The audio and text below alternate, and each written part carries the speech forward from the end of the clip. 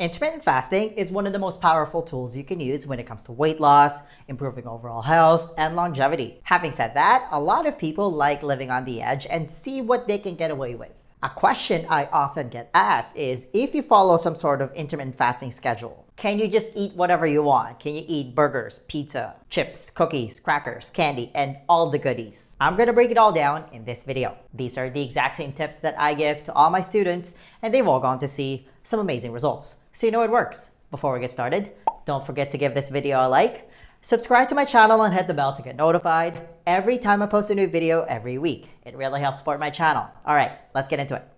The million-dollar question. Can you just eat whatever you want as long as you're doing intermittent fasting? Do you still get the same benefits? Or how much does the quality of our food matter? Let's look at some studies. This new research found that overweight adults who were assigned to fast for 16 hours every day, eating all their meals between noon and 8 p.m., gained almost no benefit from it. Over the course of the 3-month study, they lost an average of just 2 to 3.5 pounds, just a little bit more than a control group that ate 3 square meals. Now, I always like to say that there are levels. If you just eat junk food and did intermittent fasting, it's obviously better than if you just ate junk food all the time. At least you're having it in a compressed eating window. That study proves that if you limit yourself to an 8-hour eating window, you lose a little bit of weight, but it's really nothing to write home about. But then you get mainstream media running away with this, proclaiming that it's just a trendy weight loss strategy, which is just silly if you think about it, because intermittent fasting is the oldest diet intervention in the books. The problem as well is how they did the study.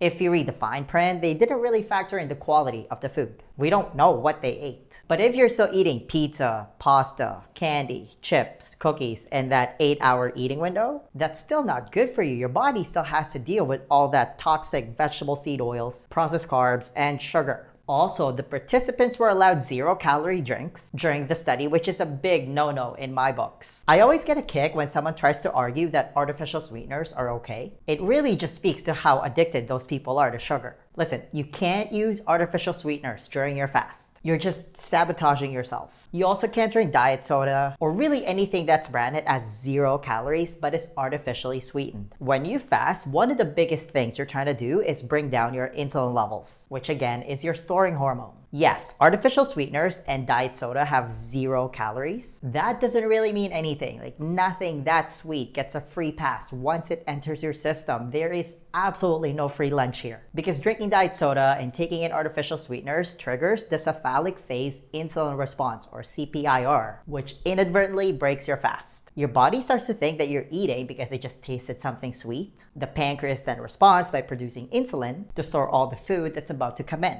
This triggers a metabolic switch. The body switches to fat storing mode, which again effectively breaks your fast. But you're not eating. Your brain gets confused, which sends even stronger hunger pangs, which then results in stronger cravings. Notice how you're always hungrier after drinking a can of diet soda? Also, diet soda is often linked to weight gain instead of weight loss because it destroys our gut microbiome. But hey, if you want to keep drinking it, be my guest. My point is, if you're trying to lose weight, rarely do I ever tell people to just start intermittent fasting right off the bat. Some people can do it, but again, there are levels. That's like step number 10. Like if you're someone who's got really bad eating habits or your diet is complete junk, you need to fix that first. If you just start intermittent fasting when your diet is an absolute dumpster fire, that's like signing up for a marathon when your only form of exercise is walking back and forth to the fridge. It's probably not gonna go very well. So first things first, you need to stop eating like a butt. Because it's not about going from 0 to 100. That rarely ever works. It's just not sustainable. It can even backfire on you. How about we just go from 0 to 1 and then we just build from that? That's achievable for anyone.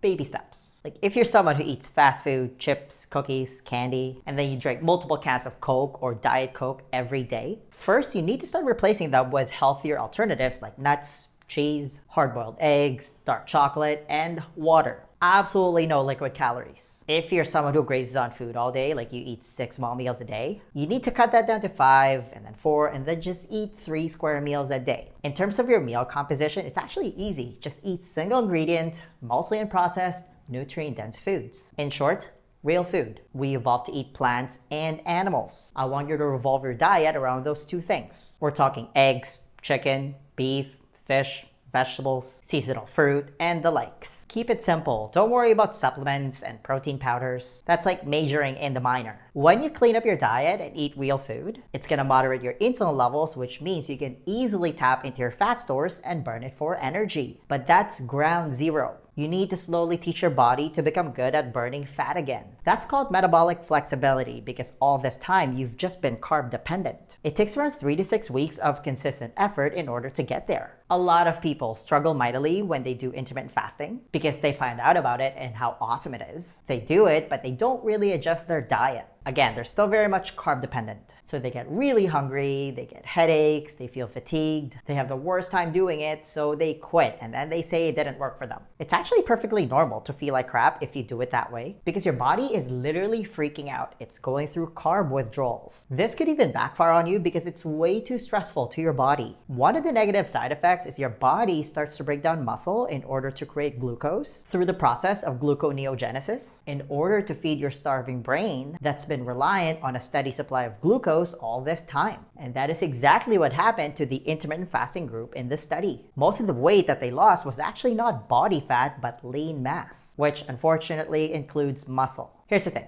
If you just do the things I just mentioned and get to a proper baseline with your diet, as well as making supportive lifestyle choices like getting adequate and quality sleep and increasing general everyday movement, you're going to be pleasantly surprised how good you're going to feel, how much energy you'll have, and how much weight you're going to lose. It's also now been proven across all species that the ones that produce the least amount of insulin over their lifetime are the ones that live the longest. Notice how I haven't mentioned calories? Yes. Calories matter, but hormones are more important. If you follow a diet that moderates insulin levels, and the best diet that's been shown to do that is a very low carb, moderate protein, high fat diet that consists of whole foods, it can effectively get you to 80% of your weight loss goals. If you eat all your meals in a compressed eating window, that's how you get to the final 20%. So as you can see, there are two separate levers you can pull. One is the foods that you eat, and the other one is when you eat. You don't even have to be perfect with your diet. Like, I'm not perfect. But the quality of your food absolutely matters. If you can get it right 80 to 90% of the time, you're absolutely winning. If you want to eat junk food with the last 10 to 20%, be my guest.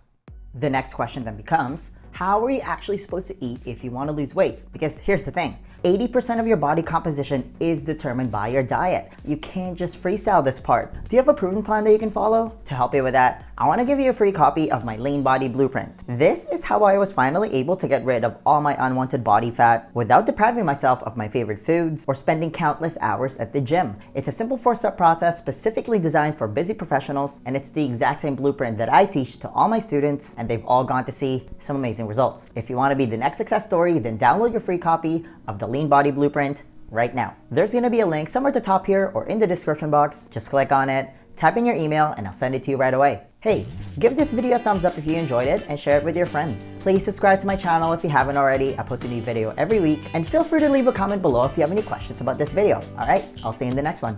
Virtual high five.